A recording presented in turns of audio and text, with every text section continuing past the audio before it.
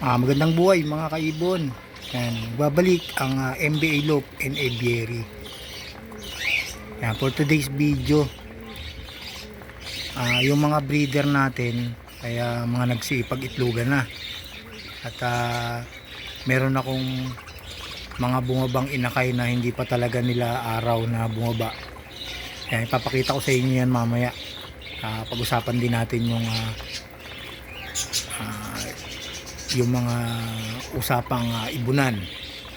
Yan. Tsaka ipapakita ko rin sa inyo yung mga breeder ko na mga nagsiitlugan na. Yan, update ko lang kayo sa aking ibunan. Yan, pag-usapan natin yan mamaya sa pagbabalik at pagkatapos ng intro ito.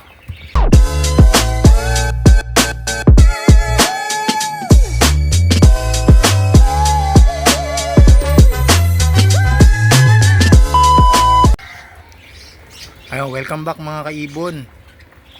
Yan, nagbigay pala ako sa kanila ng white mellet. Yan, wala akong available na canary mix. Ang available ko lang ay white mellet. Yan, maganda naman sa kanilang katawan yung white mellet kasi isa yan sa mga nutrition na mga seeds na dapat natin ibigay sa ating mga ibon. Papansin nyo, marami talaga akong green ngayon. Yan, marami akong palabas na green. Yan, may mga breeder kasi tayo na green na pinagpares at marami tayong palabas ngayon. Yan, siguro i-out ko na yan sa susunod yung mga green. Paramihin natin yung rainbow. Yan nga, paparamihin ko naman yung mga rainbow kasi nga na-out natin yung ibang mga breeder natin na rainbow. Yan, pero may mga naiwan pa namang breeder sa akin dito. At may mga itlog. Paramihin natin. Yan, check natin yung mga yung sabi ko sa inyo na mga nagsiitlogan na uli yung mga breeder. Yun nga mga kaibon, ito yung isang breeder natin na green opaline. Ito yung sinabi ko sa inyo na hinantid natin. Ngayon, check natin kung may itlog na sila. Ang pares nila ay lutino yung pares niya na babae. Katok muna tayo.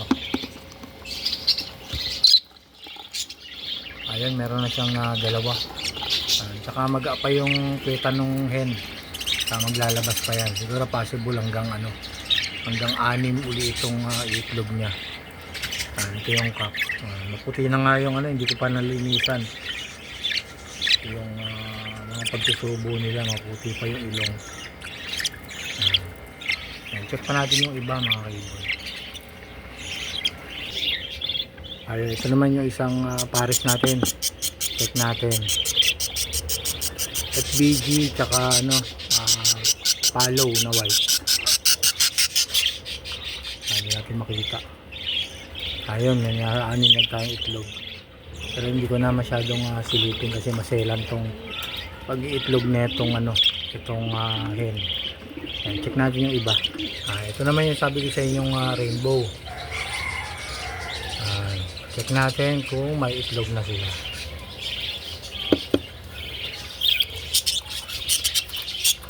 Ayan, meron na 3, 6, 7, 7. Sana pero lahat hindi ko pa naman nasisilip. Puro baka bukas na silipin ko. Kasi naka-isang linggo naman na ito pwede na makikita na natin kung fertile na yun, kung may mga ugat na. Check naman natin yung iba. Ayan, mga kaibon yung isang rainbow pa natin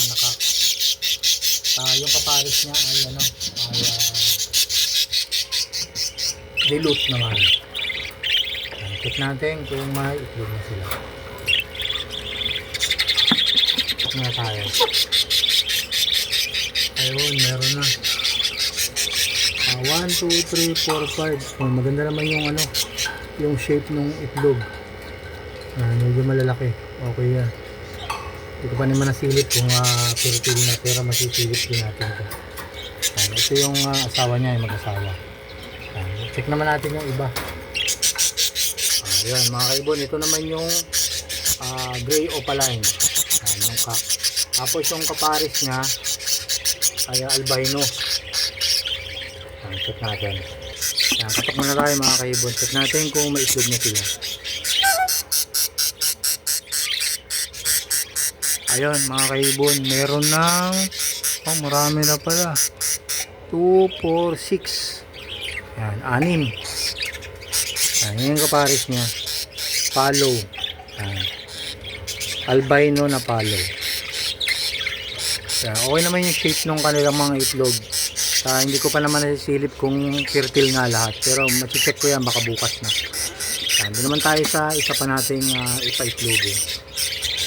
Ayun mga kaibon. Ito naman yung isa natin. Bali rainbow din to pero full body gray wing. Check natin yung kung may itlog na. Tatok muna tayo.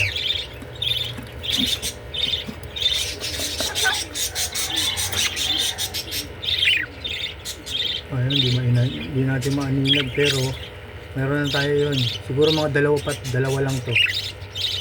Meron pa yan, medyo bukol-bukol pa yung puweta ng babae. Ayun. Ito yung kapares niya.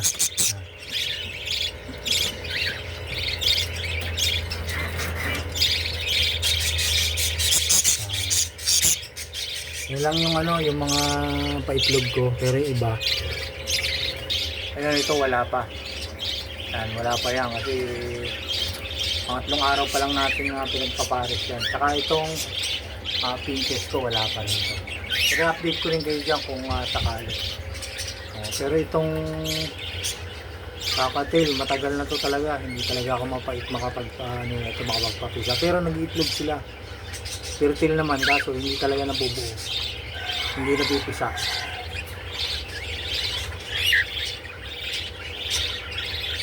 Ayun nga kaibon, balik tayo dito sa aking layer cage. Yan.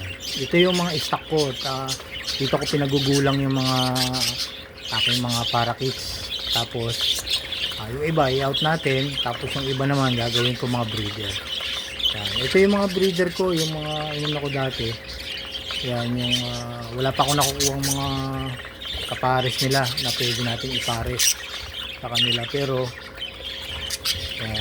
yan, ganap ako ng magagandang kapares. Yan, katulad niyan, meron tayong TCB. Kaso wala pa akong makuhang kapares ng TCB.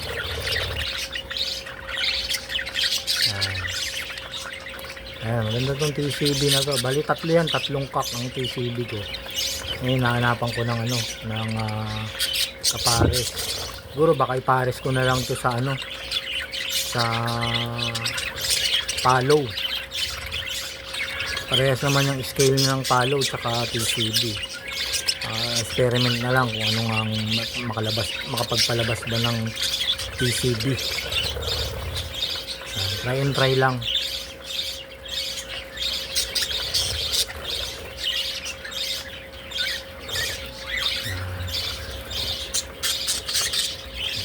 Ubus na nila yung binigay kong white mellet. Yan, tsaka nga pala turo ko sa inyo, pagka naubusan na kayo ng mga seeds, yan, pwede natin i-alternate yung Integra 2000 sa pagkain nila. Yan, may mga nakukuha namang nutritious diyan sa sa Integra 2000. Ayun ang halimbawa abusan kayo ng seeds or canary seeds or white mellet. Yan, pwede nating ibigay yung yung Integra 2000.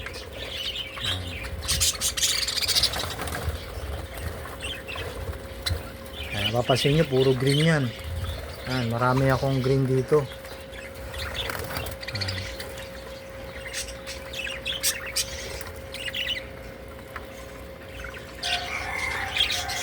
Kung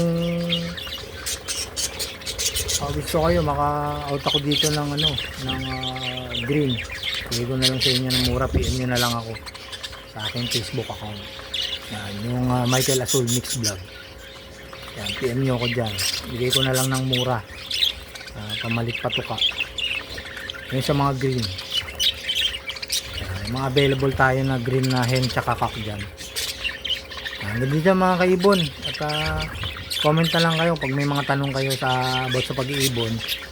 Comment nyo lang dyan sa aking comment section or kaya dito sa video natin ginawa. Yan. Yun mga kaibon, ito yung sinasabi kong mga nagbabaan na. Hindi pa nila araw na bumaba pero nagbabaan na tong 5 inakay. Ayan, saka kung mapapansin nyo, iba yung mutation na nilabas nila. Di tulad nung nakaraang clutch nila ay yellow and saka opaline. Ito kung mapapansin nyo, lutino, green tsaka tsaka isang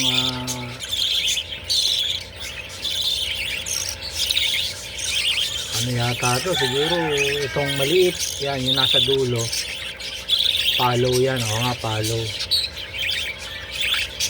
Ito nakapagtaka ko bakit may may lutino,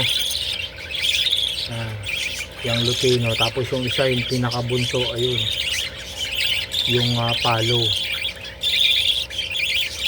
Ito nakakapagtaka bakit tatlong green.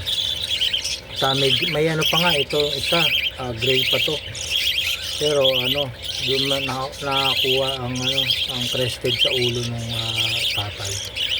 Pero ito normal green. Nagkaroon sila ng dalawang green, di katulad nung nakaraan. Ngayon na nakapagpalabas nga tayo ng dilute palo tsaka mga yellow na opaline. Siguro mga ninuno na to, mga naglalabasan na, mga throwback. Bakit kasi nabili lang natin tong mga breeder natin sa sa mga naglalako. Siguro may mga mga magulang mga ganyan ng kulay. Ang dami ko ng ngayon, mutation na green. Napakita ko sa inyo yung maraming green. Ngayon nagpapatuka na sila. Maaga nga yung pagbaba nila, siguro baka mag-iitlog na naman tong tenatory, yung tong rainbow.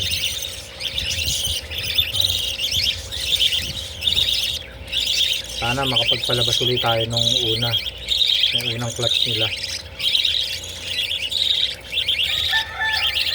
Yung pinakabunso, yun yung palo. Medyo kita na nga yung kita na yung kulay niya. Mga maliligalig. Ito gray to. Ewan ko saan nakuha tong kulay gray na to. Pero may siya, yellow face siya. Tapos yung isa naman, yellow face na green naman, normal lang. Ito lalo na to, normal talaga. Meron tayong dalawang red eye, yung lutino at palo. Albino pala, albino.